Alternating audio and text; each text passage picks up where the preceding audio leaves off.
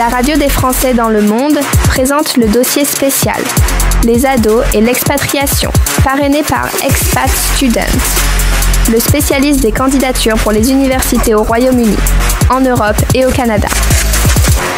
Les ados et l'expatriation, voici un podcast pratico-pratique. On va vous parler des choix possibles de la scolarité en expatriation avec mon invité, experte du réseau Expat Pro.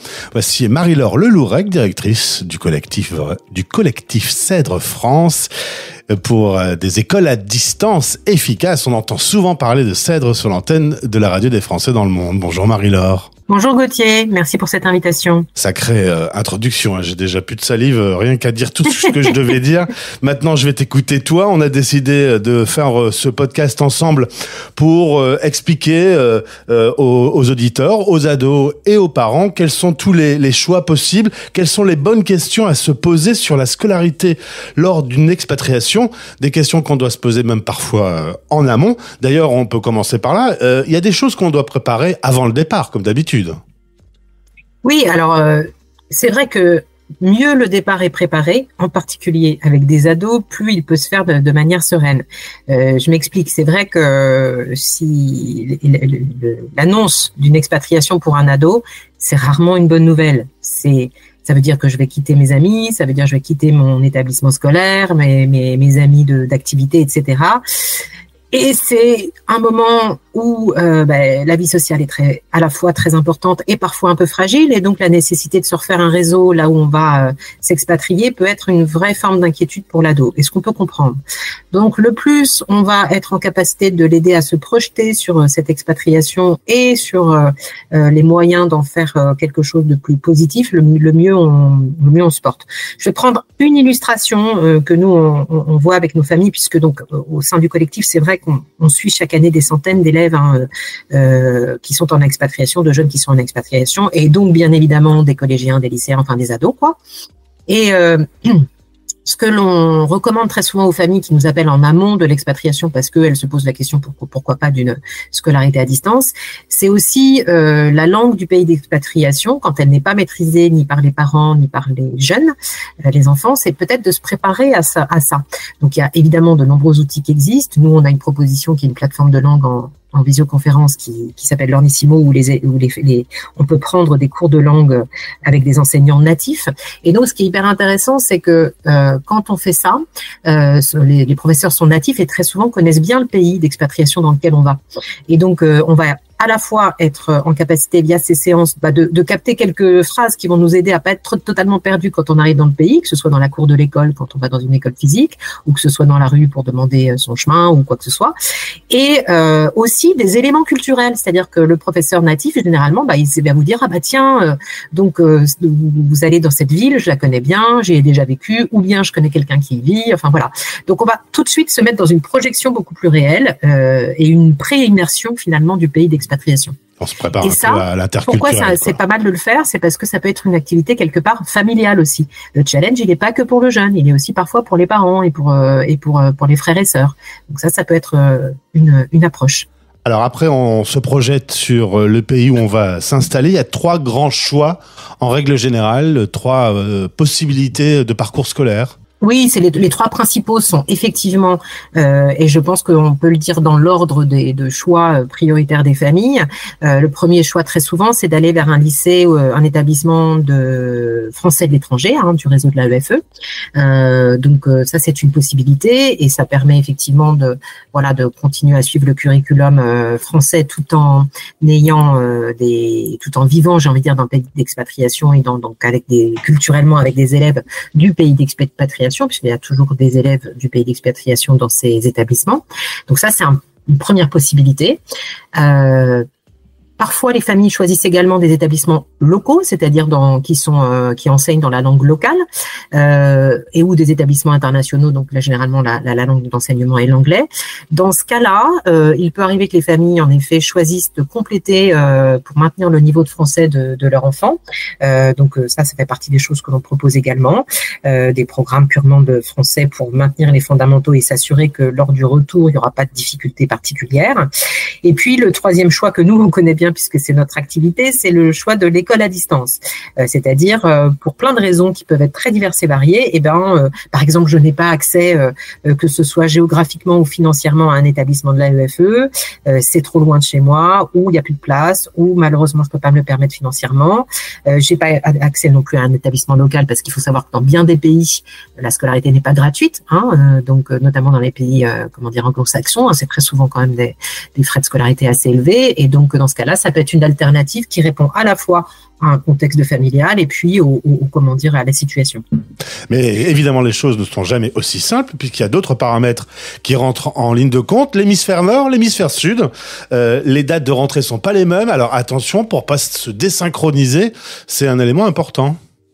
Oui, c'est vrai que c'est une question à se poser parce que c'est quelque chose qu'on découvre parfois quand on se voit proposer une expatriation, c'est qu'en effet, le calendrier scolaire entre l'hémisphère nord et l'hémisphère sud n'est pas le même.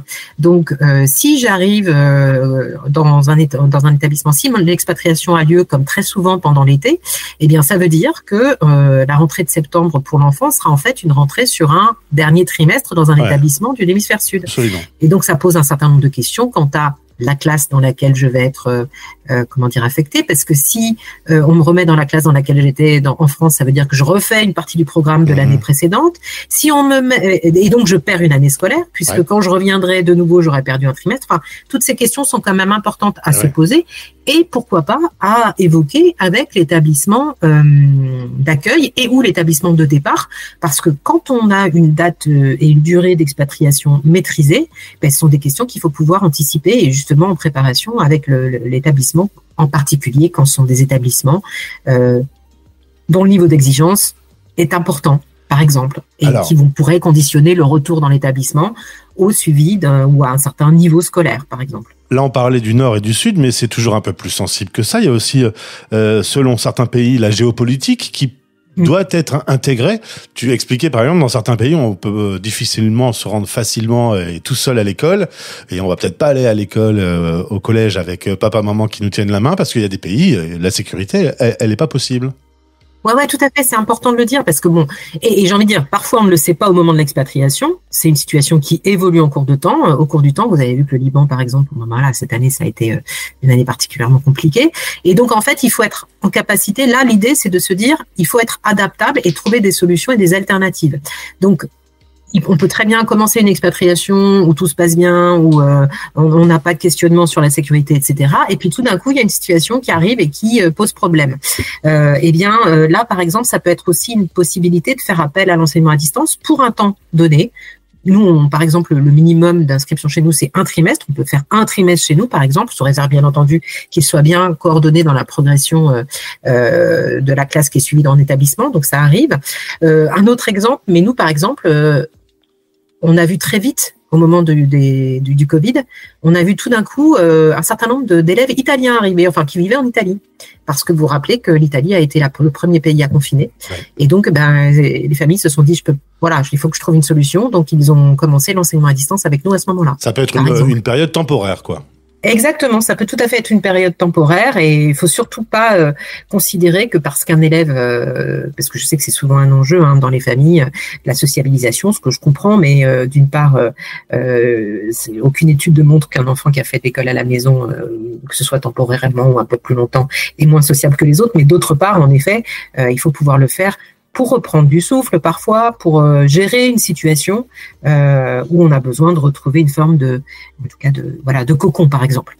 Alors, il y a un autre paramètre à prendre en compte. On a parlé des lieux, des périodes, mais il y a aussi ce qui est l'histoire propre de la famille qui va bouger. Est-ce que la famille va bouger pour 1 année ou 3 années? Est-ce qu'elle va rentrer en France? Est-ce que ça va suivre une autre expatriation? Et ce paramètre mou fait qu'on doit pouvoir s'adapter et se projeter un peu pour le futur. Les décisions qu'on prend, elles seront pour du long terme. On ne va pas changer tous les 6 mois.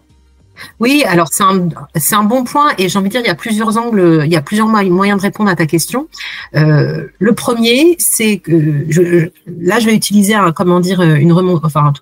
témoignage qu'on a de certaines de nos familles. Quand on est par exemple dans des cas de figure où on sait qu'il va y avoir plusieurs expatriations successives, et que donc par exemple on va devoir gérer plusieurs déménagements dans un temps, mettons sur 5 ans, 3 déménagements par exemple. Voilà. eh bien, ça peut être intéressant de faire appel à l'école à la maison ou à l'enseignement à distance. Pourquoi ? Parce que là, ce que la remontée des familles qu'on a, c'est finalement, il n'y a que l'école qui change pas. Ouais, il y a une continuum.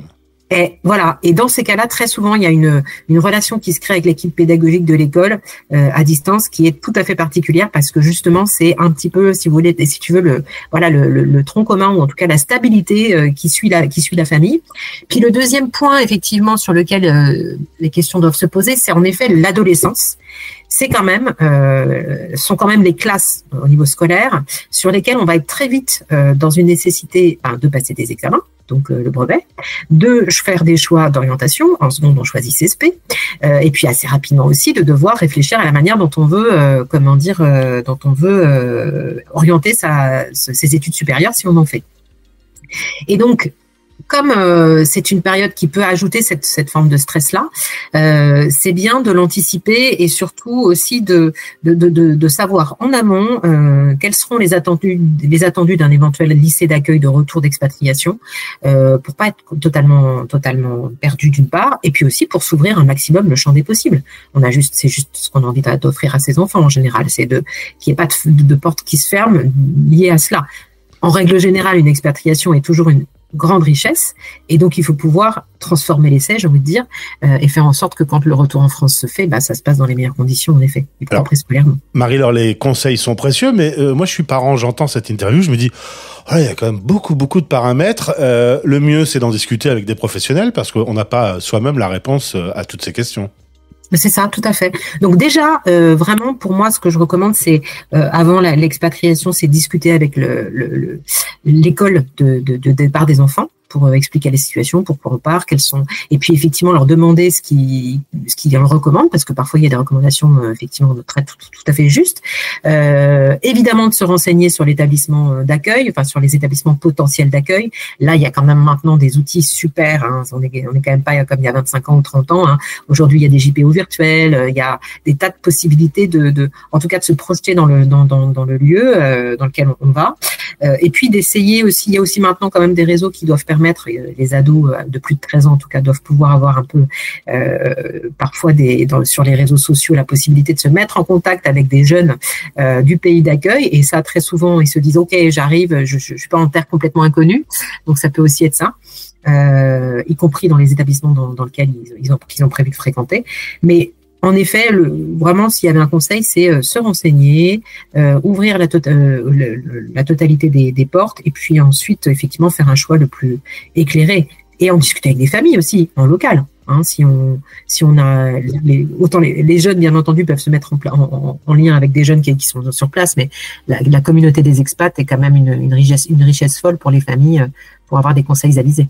Eh bien, Marie-Laure, merci beaucoup. On fait presque le lien avec le prochain dossier spécial de la Radio des Français dans le monde, qui sera sur les clichés de l'expatriation. À ce moment précis, j'ai envie de dire, on a quand même une richesse en France, une qualité. On va parler de la santé, et là, on parle de la scolarité. C'est quand même bien aussi de dire qu'il y a plein de solutions, il y a plein de moyens. Il faut trouver la bonne, mais on a une richesse dans le pays, pour tous ces Français qui vivent la mobilité internationale. Exactement, tout à fait. Quand c'est bien, faut le dire. Merci beaucoup pour ce témoignage et ces conseils. Et puis tu restes à disposition des auditeurs s'ils ont des questions à se poser suite à cette interview. À bientôt. Mais c'est moi qui te remercie, Gauthier. Très bonne journée. Les ados et l'expatriation, en partenariat avec les experts du réseau Expat Pro. Dossier parrainé par Expat Student, le spécialiste des candidatures pour les universités au Royaume-Uni, en Europe et au Canada. expatstudent.fr